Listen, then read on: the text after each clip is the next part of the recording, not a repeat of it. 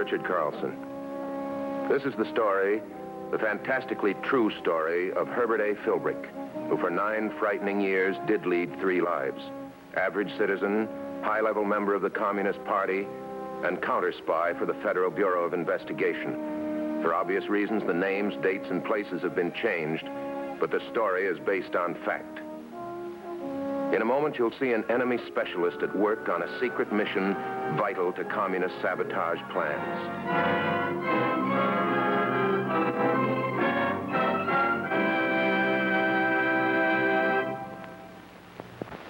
For once, party rules may come in handy. At least the one about no 2 comrades ever leaving a meeting at the same time. That's just the way Special Agent Henderson wants it. All right, Philbrick, smile at the birdie.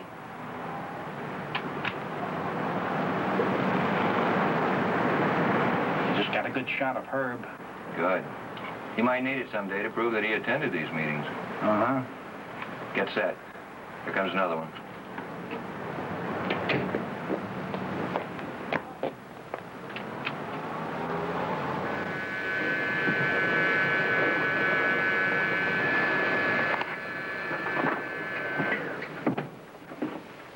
This is the last one. Nope. I don't understand it. Comrade Clyde left just before I did. He didn't come through the front door. We were there from 4 o'clock on. No one came out ahead of you. We should have staked out the whole apartment house. Well, you didn't have any way of knowing that a new comrade was going to show up. Comrade Clyde. Was that what you said his name was? That's his party name. His real name could be anything. And he works at Evans Manufacturing Company? Apparently. At least Comrade Larry asked him how everything was going out there. Evans Manufacturing Company. Wouldn't you know it? They just got a big new defense contract, too. Oh? Well, you gave us a good description of the man. Maybe we can identify him from that. Gosh, a photograph would sure make your work a lot easier, wouldn't it? It's too late to worry about that, Herb. You said you had something else you wanted to report. Yeah. Comrade Larry has called a test mobilization for Friday afternoon, 3 o'clock. We're supposed to assemble at the Stanton Hotel. It's a dry run to find out whether we can all get together without causing suspicion. Sounds like they're getting nervous. Or anxious. Comrade Clyde going to be a part of this test? Yeah. You think he'll report for work first? Yeah. We were all told to report to work as though it were a normal, routine day. Wait a minute. Wait a minute. I see what you're getting at. When he leaves the factory to go to that test mobilization, I could point him out to you. Yeah, it'll be the middle of the day. He won't be leaving with a shift of workmen. He'll be all alone. You have to have an awfully good excuse for hanging around, just in case he spots you. Yeah. Well, suppose I say I'm out there on business. What do you mean? Well, I could make a pitch for their advertising account. Yeah, work up a presentation and then try and get an appointment for Friday after lunch. What do you think, Tuck? We'd have to be sure which gate he was coming out. There's only one gate. Oh? Yeah, Evans Manufacturing is still on a wartime setup. There's not even a railroad line that goes in there. Everything moves through the front gate. Trucks, equipment, men, everything. That's the only entrance. Well, then there ought to be a cinch to get his picture. Well, it's going to be a matter of close timing, Herb. You still got to get to the Stanton. Well, I can leave the minute Comrade Clyde leaves. Oh, it's about a 15-minute ride. Well, it's no longer for me than it is for him, and he's not likely to be late either. Oh, what do we got to lose by trying? We can use the same truck. All we have to do is change the lettering a little bit. Now, Herb, I want you to get there and park in the vicinity of the front gate. Somewhere where you can get a clear view all the way around, but won't arouse suspicion. What time can you get there? Well, I'll try and make the appointment for 2. That means I'd leave the office at 2:30. Comrade Clyde won't leave his job before that. Good. Now, when you see a man come through the gate, step on your starter, but don't turn on your ignition. Now, hit your starter twice, and we'll know we got our boy. Right. There's just one thing, though. I've absolutely got to leave by 2:45. If I'm late to that mobilization meeting, Comrade Larry is going to be in no mood for excuses. Take your time, Herb. Play it safe. Yeah, I will. Well, I guess I better get home. I've got some night work to do. My company doesn't know it yet, but we're going to make a pitch for Evans Manufacturing account. Good. Don't work too hard. Well, Herb, use the back door, will you?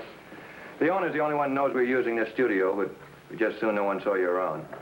So long. Night.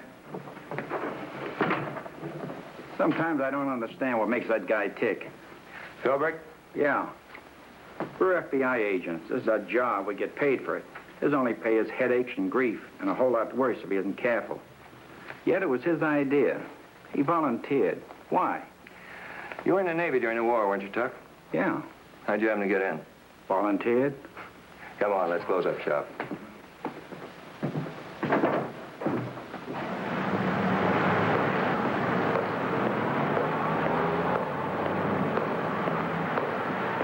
I'm Herb Philbrick. I've got an appointment with Mr. Collins.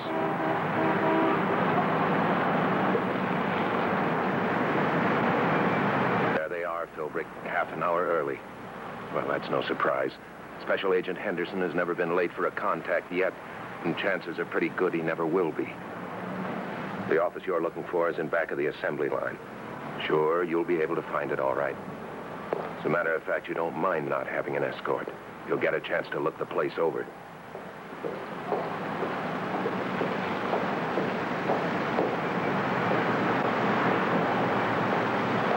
No need to worry about running into Comrade Clyde. Not in a plant this large. The odds are 1,000 to 1 against it. Uh-oh. Spoke too soon, didn't you, Philbrick? Yeah, it's him, all right. Comrade Clyde.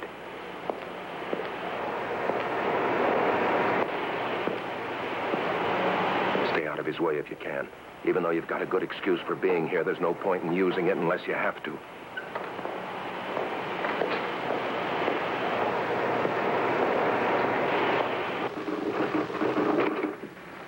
Yes, sir.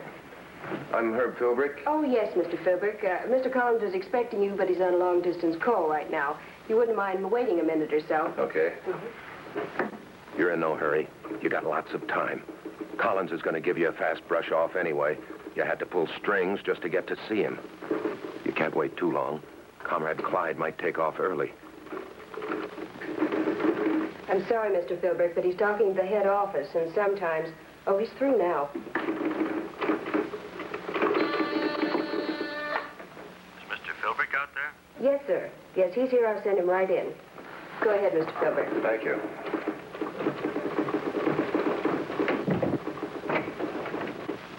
Mr. Collins? Come in, Philbrick, come in. Thank you.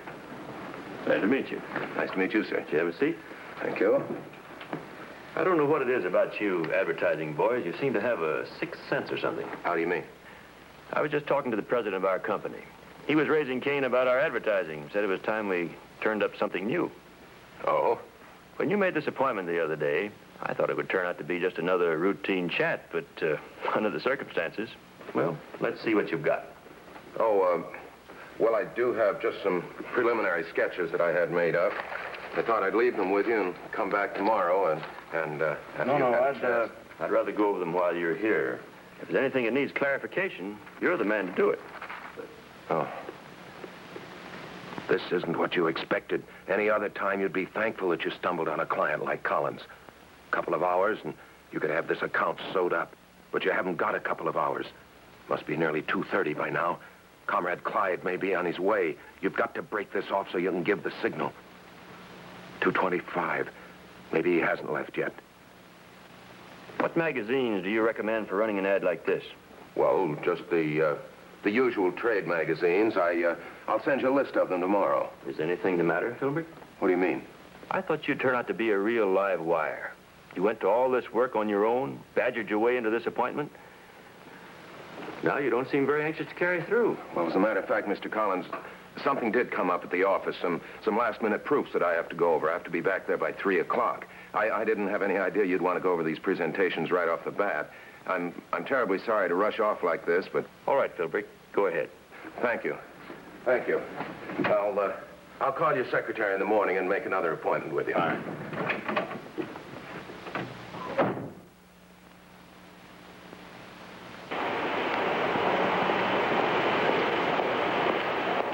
Take it easy, Philbrick. You're in a hurry, but you don't want to attract attention. Your luck's holding for once. Comrade Clyde hasn't left yet either.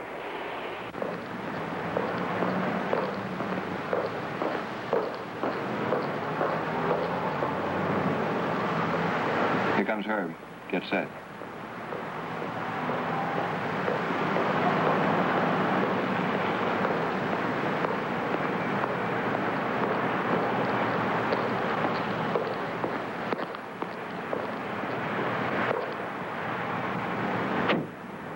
turn on the ignition, hit the starter twice. That's the signal. Well, any minute now.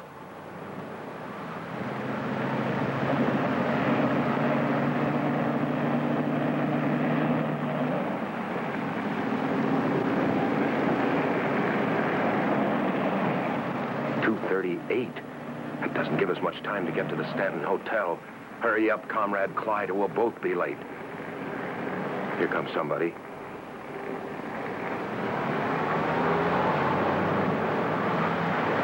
But not Clyde.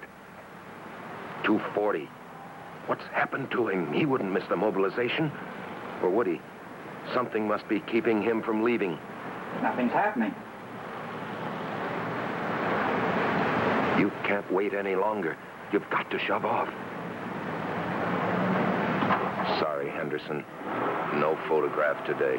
Hey, Herb's leaving.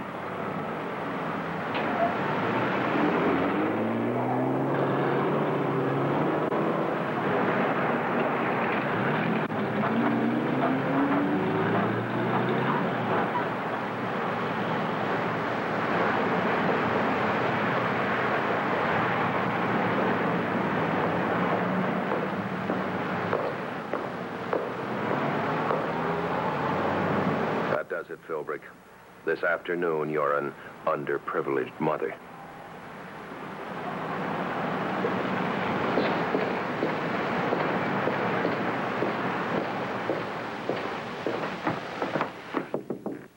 $3:00. You just made it. Oh, come in. Good afternoon. How are you? Oh, nice to see you again. Well, looks as though we're all here. We might as well get started. Wonder why Comrade Clyde decided to skip this little rehearsal. He'll be in for some trouble. Good afternoon, comrade. We were afraid you were going to be late.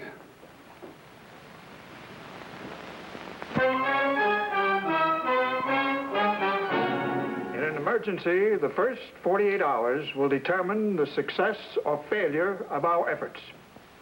The fascist FBI have boasted that they can restrain the party and arrest the majority of its members with a minimum of effort. We know that this is an idle threat. We know. You don't get it, do you, Philbrick? Comrade Clyde was in the plant when you left Collins' office. You saw him with your own eyes. There's only one gate. Henderson couldn't be wrong about that. How did Clyde beat you to the hotel? You took all the shortcuts. He hadn't come through the gate when you started off. He was still inside. He must have been. However, we must anticipate every eventuality. Today, the United States is relaxed, disinterested, at peace. We must consider the difficulties that might arise if the capitalists should plunge the world into war. Would we then be able to assemble with the same speed and efficiency? Next Wednesday morning at 11 a.m., the city will undergo a mock air raid. You have probably all read the instructions in your newspapers. The streets will be cleared. Actual wartime conditions will be simulated in every respect. This air raid test will afford us an excellent opportunity for another immobilization test. When you hear the signal for the air raid, you will each repeat today's routine. You must be careful to avoid police and air raid wardens. The assembly point will be the apartment on White Street. If this mobilization succeeds, we will have proved our ability to serve the party under any circumstances.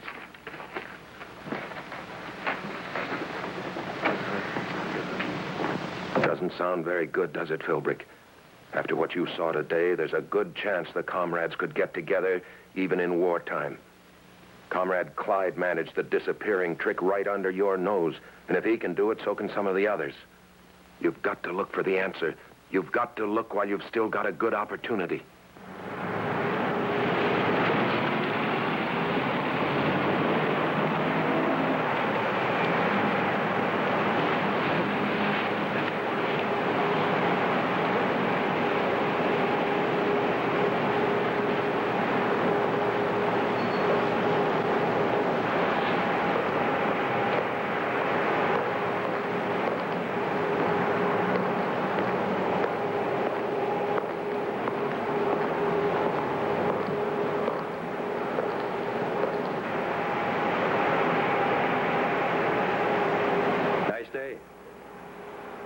Warm for this time of year.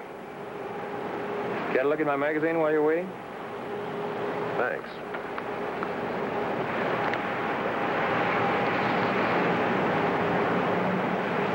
This one. It's Clyde. How the dickens did you get it? You gave us a pretty good description. We just shot everyone that fitted it. When did he come out of the plant? Just after I left? No, when we saw you pull out, we headed over to Stanton on a chance of getting a picture. We figured he hadn't shown up for work. That's where we took it. But he was in the plant. I saw him at one of the machines. He was still there when I went out to my car. What? And yet he was at the hotel before I was. He was waiting there when I walked in. You sure this is a man? I'm positive. Well, we were out at Evans Manufacturing Company yesterday. We checked with the security officer. He identified the same man. Just wanted to be doubly sure. Sure. Name said Wilbur. Got a rundown on his record, too. Good. No, it's not so good, Herb. At least it doesn't give us any of the answers. He's been out here for about 3 years, and he's worked for 5 different companies. Oh? Yeah, but he's left all of them of his own accord. They all seem satisfied with his work. Now, the funny thing of it is, he's never been involved in any secret defense productions. Oh, the plants did a lot of it, but he didn't seem to be interested. One of them put him on radar assembly, and he quit. Doesn't sound like a good communist. Well, if he's up to anything, we haven't been able to get any evidence of it. No sabotage, no missing plans, no trouble. Not at any one of these plants. Got any ideas?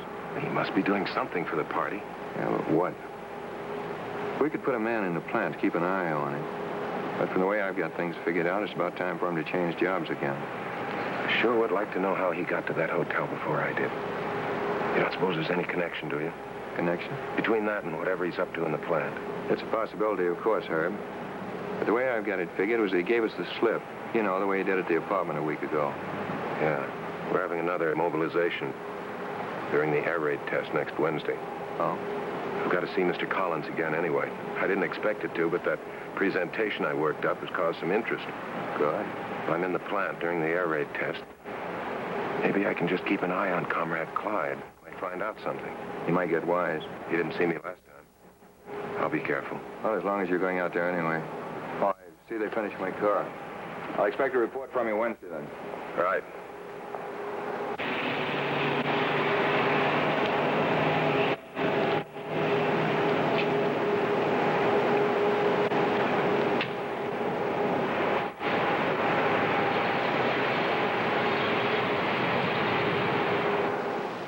This is Herb Philbrick. May I speak to Mr. Collins, please?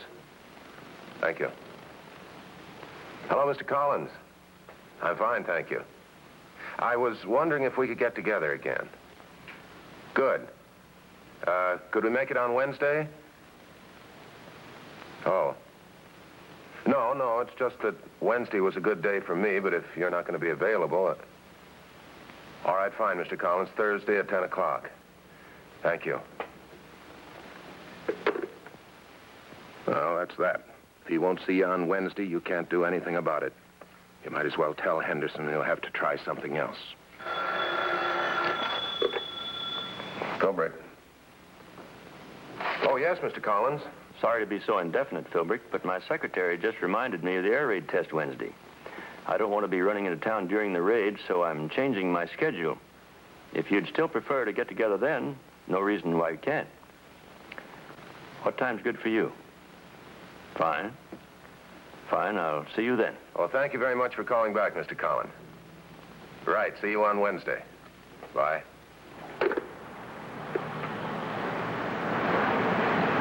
I've sent your presentation to the Home Office, Philbrick. They're going over it now. So far, the reaction is good. Oh, thank you very much. A few questions have arisen, however. I'd like to get your answers. All right, I'll do my best. First thing is the brochures. Could you get us a cost breakdown and a comparison between the price for black and white and 3-color? I think I've got those figures right here, yeah.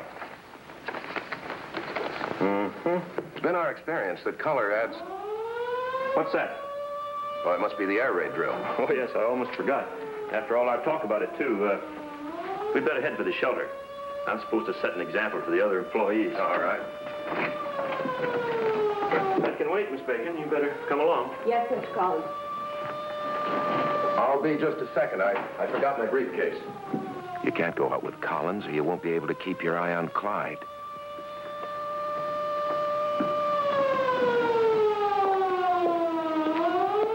Now, Philbrick, find the comrade. He's got to be around.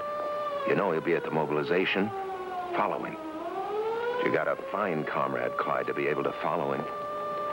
Everybody goes when the whistle blows. Yeah, everybody but Comrade Clyde. Well, keep checking. He must still be on the ground somewhere. Where do you look? You gotta go back. It's a chance you have to take. He can lead you to big things. He knows his way around.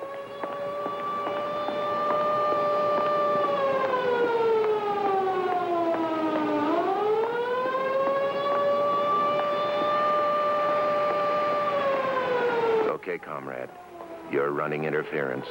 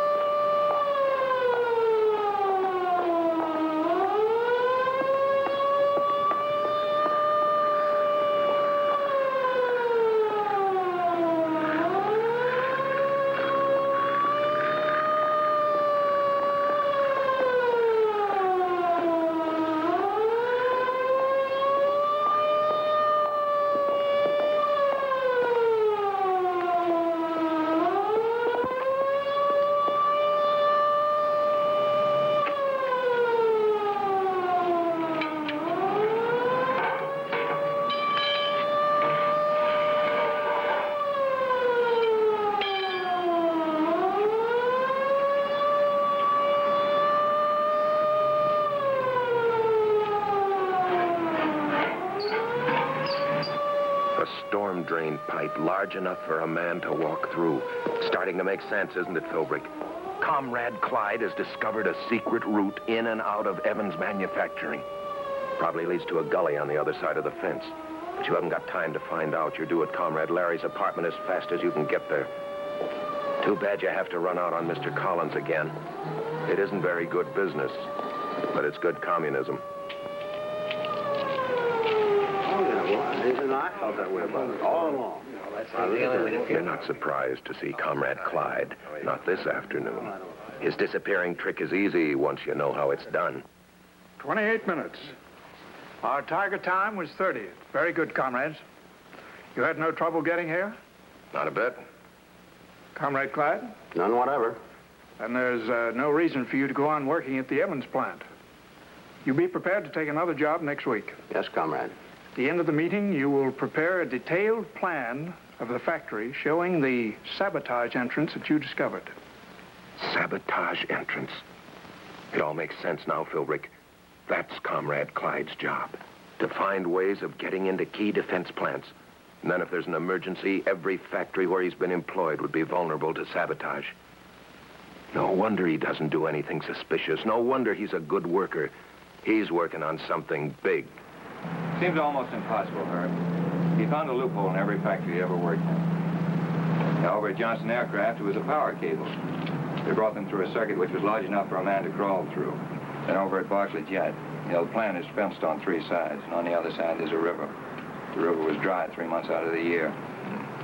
We found the same sort of security flaws in the other 3 plants. Yeah. What's happened to Comrade Clyde? Oh, he's got a new job now. He's over at Jackson Aircraft. Yeah? You gonna let him keep on working then? We sure are. As long as we can keep a man on him, he's one of our best assets. We're going to let him point out the internal flaws in our security. Then when he moves on, we'll plug them up. I guess I ought to be grateful to him, too. How's that? Looks like we're going to get that Evans advertising account. I'm going over there to clinch it this afternoon. Fine. Hey, you'll have to use the front door from now on, Herb. Yeah, well, I won't mind. So long. So long.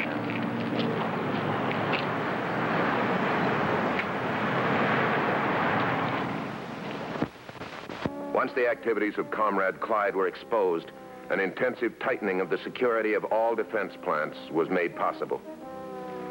Next week, another story of communist activities from the files of Herbert A. Philbrick, counter-spy, a man who for 9 years posed as a member of the Communist Party.